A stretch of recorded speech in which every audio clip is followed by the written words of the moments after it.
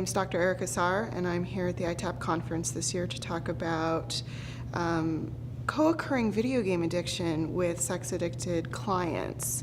And the reason I came to talk about this is that, folks who work with sex addicts know that they have problems with technology. We know the problems with smartphones, we know the problems with dating apps, those kinds of things. But technology is such a pervasive part of our life, and we're seeing younger and younger sex addicts who probably are spending a big part of their lives online, and a big part of that online life includes video gaming. And the reason I chose to start speaking about this to folks is that I'm a gamer myself, and so I think people have a lot of fear about video games. They think that they're time wasters and they're just bad in general. And my hope is that folks can realize that gamers both bring strengths and potential challenges to their lives by the games they choose to play and use.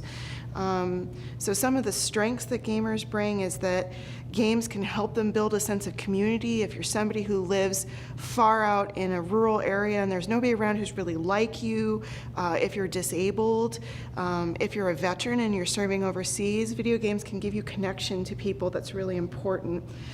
It also builds lots of cognitive strengths about the ability to focus attention, the ability to overcome challenges, all kinds of things that we really want to see in people in recovery.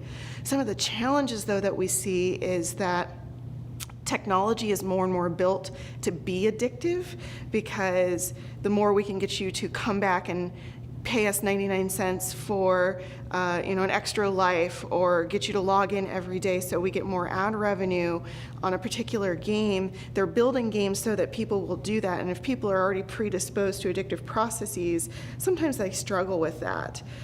We also find that oftentimes folks who are struggling with sex addiction are really struggling with a primary intimacy deficit.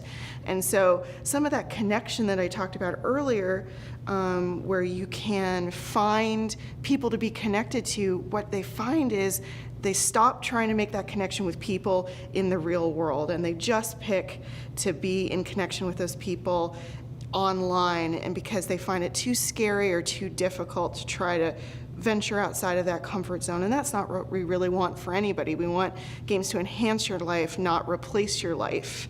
And finally, when people are starting their recovery from anything, whether it be from substances or another primary process addiction, what can happen is that people will do addiction replacement. And so they'll find something to take the place of the thing that they gave up. So they'll still feel sober because they're not acting out outside their marriage, or they're not watching pornography, but they're still not living a life because they're busy being in fantasy still. And so that's not how I want people to use gaming when I know it can be such a strength for them.